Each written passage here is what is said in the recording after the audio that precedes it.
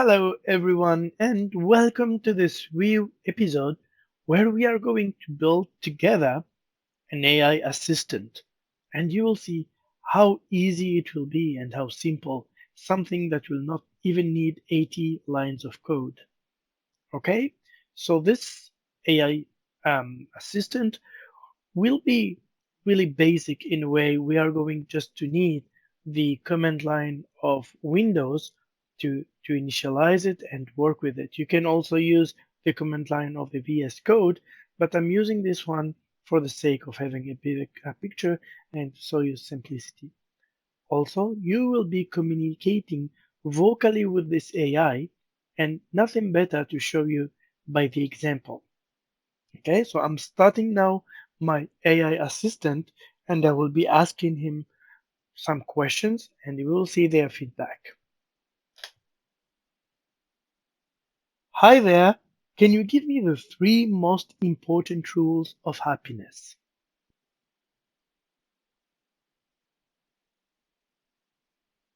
1. Spend time with people who make you happy. 2. Take time to appreciate the little things. 3. Practice gratitude and express it to those around you. Great! Can you tell me now which fruit got more popular from 2015 to 2019?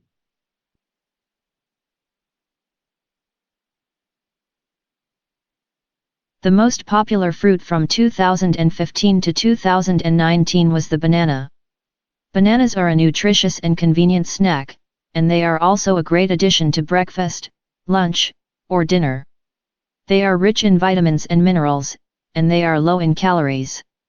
Bananas are also a great source of dietary fiber, which can help with digestion and weight management. Great! So now I would like you to share with me the best sci-fi book in 2018 and can you add some critics about it within using within 20 words?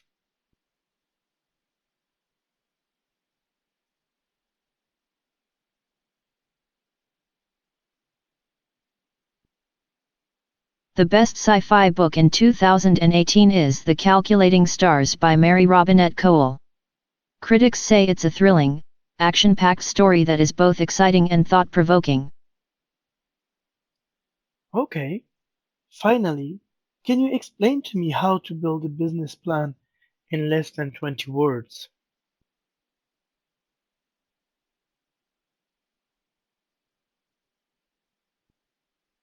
Research, define goals, create budget, set timeline, market. Thank you. Let's stop the call now. Okay, so you have seen a demonstration, live demonstration, how I could manage a whole discussion with this AI assistant. It went even through my strange English. So, and I tried to challenge in so many ways and so many questions. So if you enjoy and would like to build this kind of application for you in less than 20 minutes, just enjoy this episode.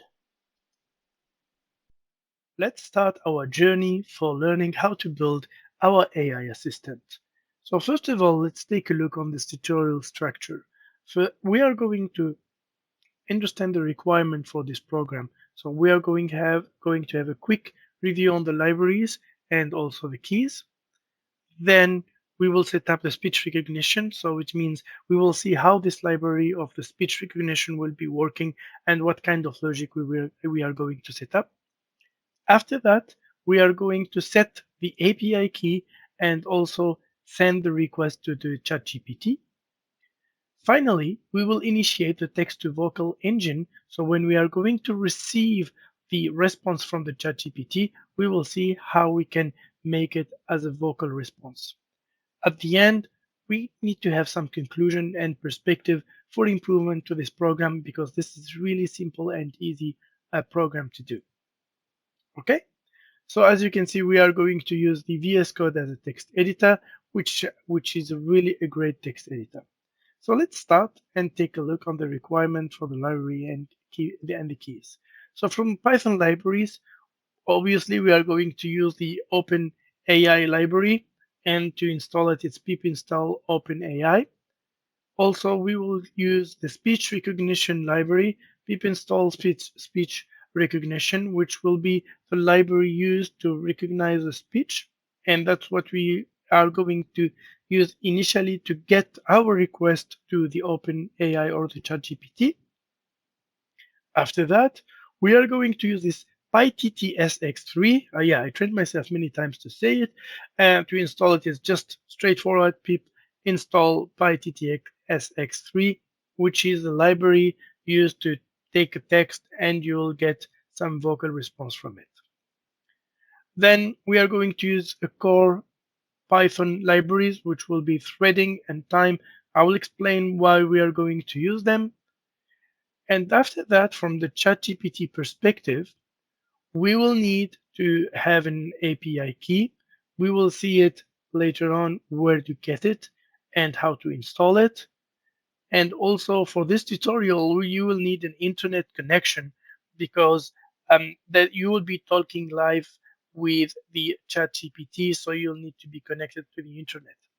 Also, yeah, the speech recognition can also work offline and also online. And online, you have a better output, but you can have both of them. Okay, so let's start our code now, jumping to the our code and start with the first step, which will be how we are going to use the speech recognition. So this is here our code. I just hide it so we have a better background. And so this is the whole code. In total, it's 80 lines of code, and we are including the speech recognition here, the import speech and the bar recognition as SR, and we go down here and let me hide this file. So this is where we are setting up our speech recognition, which is the first step. So first of all, we start by putting this R equal SR speech recognition. And then this is where we select the microphone. So SR microphone, and this is happening automatically. So nothing is done, like there's not so many extra setup to be done. We start here, we are starting. So if this one is working well, we can print chat is ready and we start this loop. So within this loop, I'm keeping it very simple and sorry, and very easy. So this loop we do have here. So we're printing me. So here I'm starting to listen. So R dot listen source. So in this period, the program will start listening and seeing if I'm saying something. And in case I'm saying something, this is something we will check later on. But in case it's failing to detect any sound, what it will do, it just prints sorry, couldn't not recognize your voice. So there is a kind of a blank sound or that is not clear. So it will generate an error, and this error would go in exception that will say I didn't recognize your voice, which is quite the whole. This is the core loop, how it works. Then within the speech itself, what we are going to jump to, so we will start using this recognize Google and the audio that we have recorded here. And we are going to use this Google here to translate the sound to a text. And show all equal true, this is to reduce, to get a dictionary. So we get this text, and within this text, it's a huge dictionary with a lot of possibilities, with the highest one to the lowest one. So inside the dictionary, we are taking the alternative one, and within the alternative, we are taking the zero.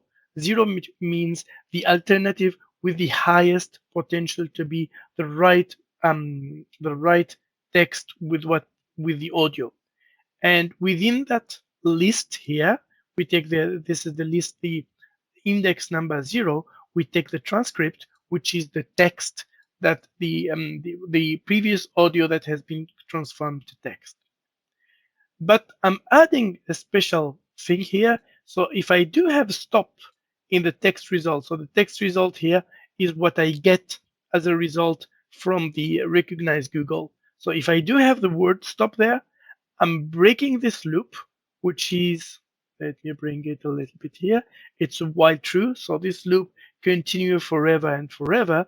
because if I say stop in my sentence, I can say stop the communication, or stop, or just stop would be enough. Then we ending the communication and we stop the program itself that works with ChatGPT.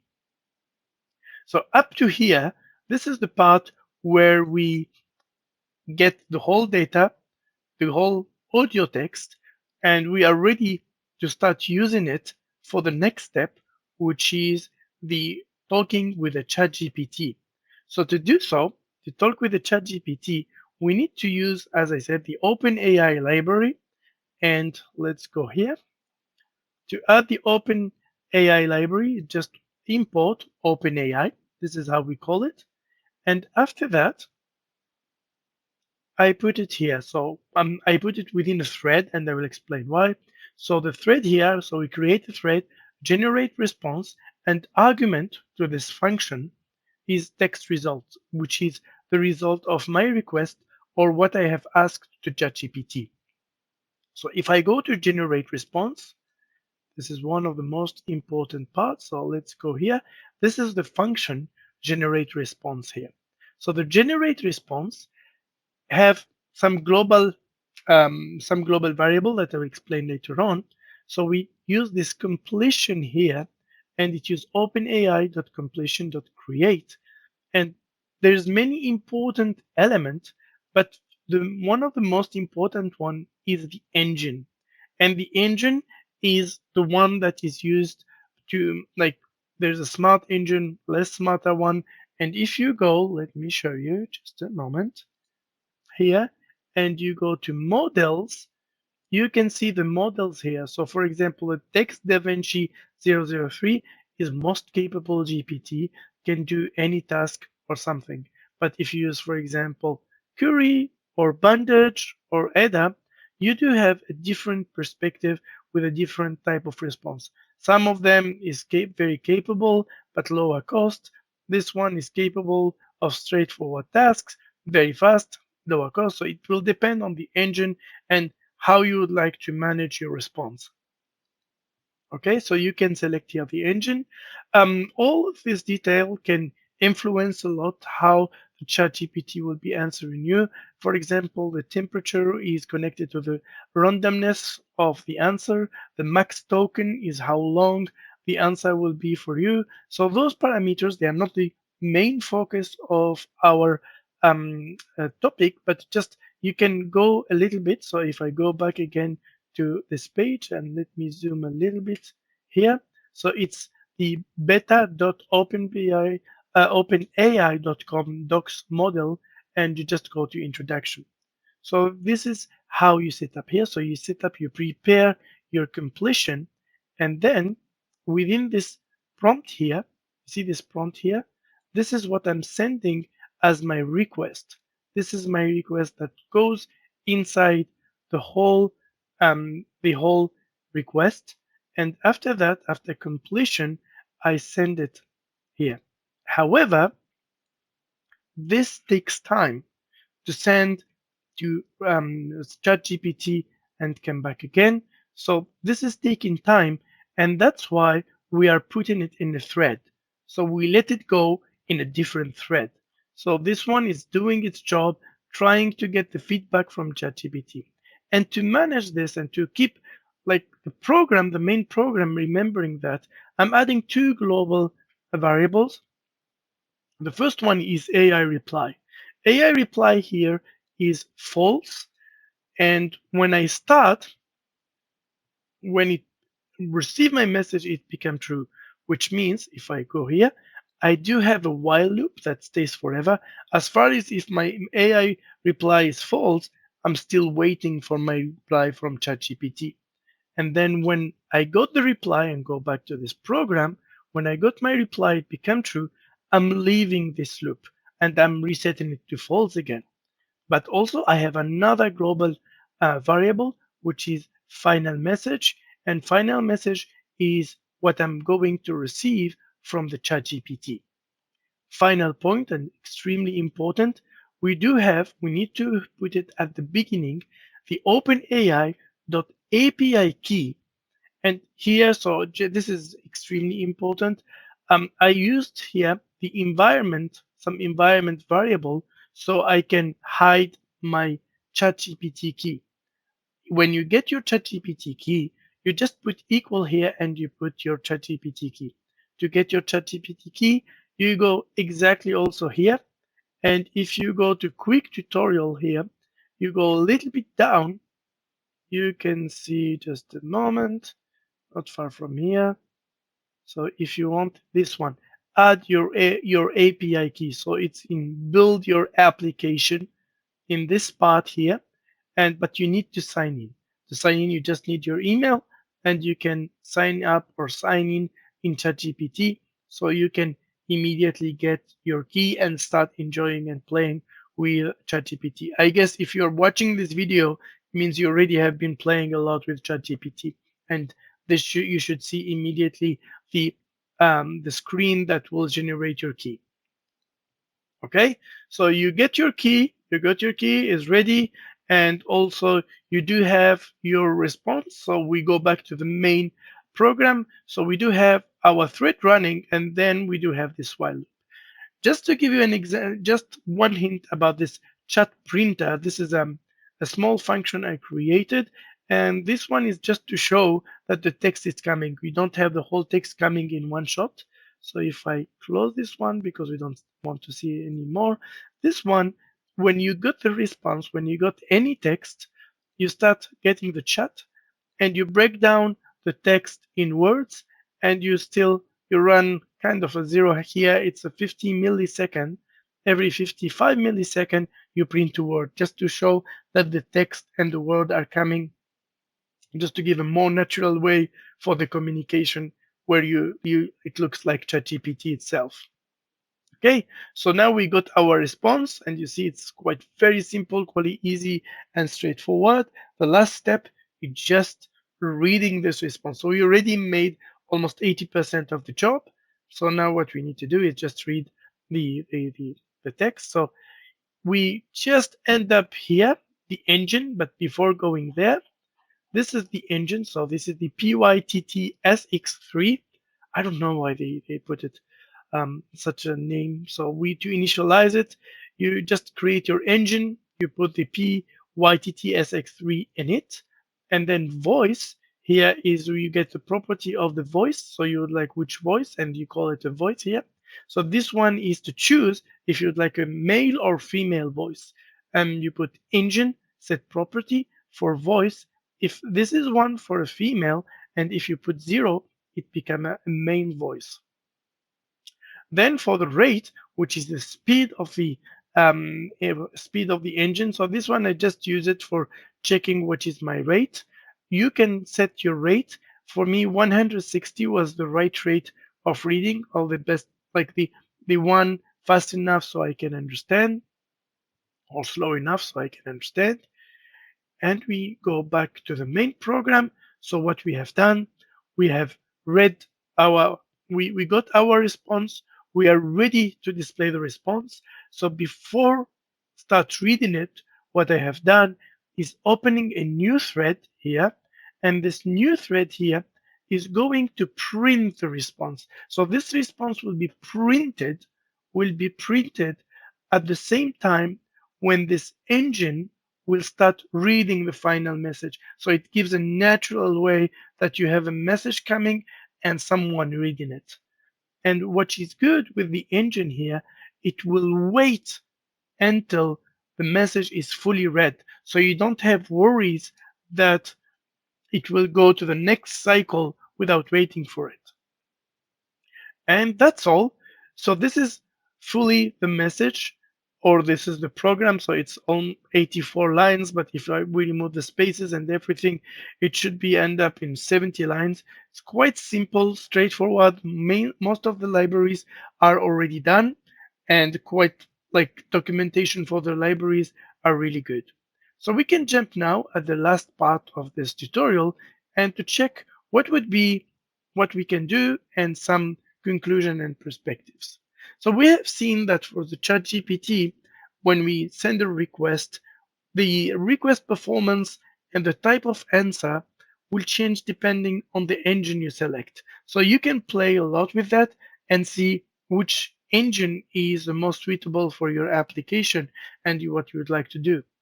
After that, one of the improvement I suggest you to do and to try to make it is to make the answer like more human-like.